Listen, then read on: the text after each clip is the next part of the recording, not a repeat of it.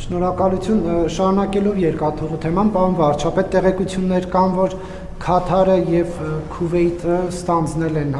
նախնական համաձայնություն կամ քննարկման դաշտ են եկել հայկական երկաթուղին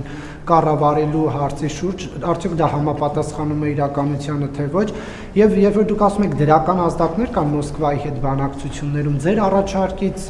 ԿՊ-ում արված հայտարարությունից 1 կամ 2 օր հետո Շոյգուն հայտարարեց, որ հայկական երկաթուղին մեկ գիշերում կփլուզվի, եթե կառավարումը մեր ձեռքից վերցնեն։ Այս առումով կարող եք հստակեցնել հիմա ի վերջո կա իրենց կողմից համաձայնություն տալու թե չտալու, եւ եթե դա Հայաստանի սեփականությունն է, ինչով է պայմանավորված այս քննարկումների շարքը, միանգամից պայմանագիրը թույլ չի տալիս հետ վերցնել, հաշվի առնելով, որ օրինակ պետք է Հարավկովկասյան երկաթուղին կատարել ստանձնած պարտավորություններ ուներ, որոնք չի կատարել, եւ դա ինքնին պայմանագրի խախտում է։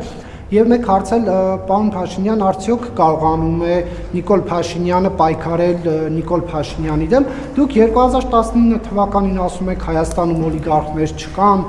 խոշոր սեփականատերեր են, բայց 5-6 տարի հետո հայտարարում եք, որ օլիգարխների ճանապարհը փակվելու է առաջիկա ընտրություններով։ Հիմա եթե օլիգարխներ չկան, դուք ում դեմ եք պայքարում։ Դե Հայաստանում չկան, ուրիշ տեղից կգան, էլի, ինչ ա եղել, ակնհայտ չի։ Ինչ վերաբերում է ձեր մյուս հարցին, տեսեք, առաջին ռեակցիան մի բան է, երկրորդ ռեակցիան ուրիշ բան է, երրորդ ռեակցիան ուրիշ բան է, չորրորդ ռեակցիան ուրիշ բան է, արդյունքը ուրիշ բան է։ Իհարկե Հայաստանի Հանրապետության սեփականությունն է երկաթուղին, եւ իհարկե Հայաստանի Հանրապետությունը կարող է ուղղակի խզել եւ չեղարկել պայմանագիրը։ Մի րոպե, բա այդ եմ ասում, մեզ պետք չի որ դա գնալ ինչ որ բանի սուր խոսակցության կոնֆլիկտի տրամաբանությամբ։ Մենք ուզում ենք Ռուսաստանի մեր գործընկերների հետ հաղորդակցվենք, խոսենք, քննարկենք, վատ բան ենք անում։ Պայմանագիր խզել, ասենք,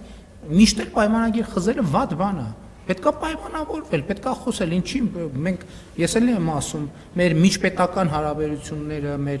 այդ թվում մեր անձնական հարաբերությունները այն թույլ չեն տալիս եւ ընդհակառակ թույլ չեն տալիս, որ մենք գնանք այդ ճանապարհով, դրա նպատակն ու իմաստը ես չեմ տեսնում եւ ընդհակառակը մեր հարաբերությունները թույլ են տալիս, որ մենք հանգիստ, բարեկամական, ընկերական խոսենք։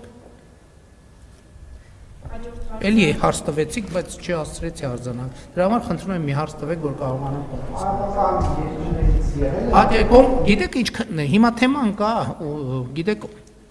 տարբեր գործընկերների հետ կարող ենք քննարկել։ Մի սկզբունք կա, որը մենք կարծում ենք, որ ճիշտ սկզբունք է։ Այնպիսի երկիր կամ ընկերություն կամ երկրի ընկերություն լինի, որը եւ Հայաստանի հետ ունենա նորմալ լավ հարաբերություններ, եւ Ռուսաստանի հետ, որպես թեման չսրվի, այսինքն էլի չդառնա դրի ուրիշ դաս։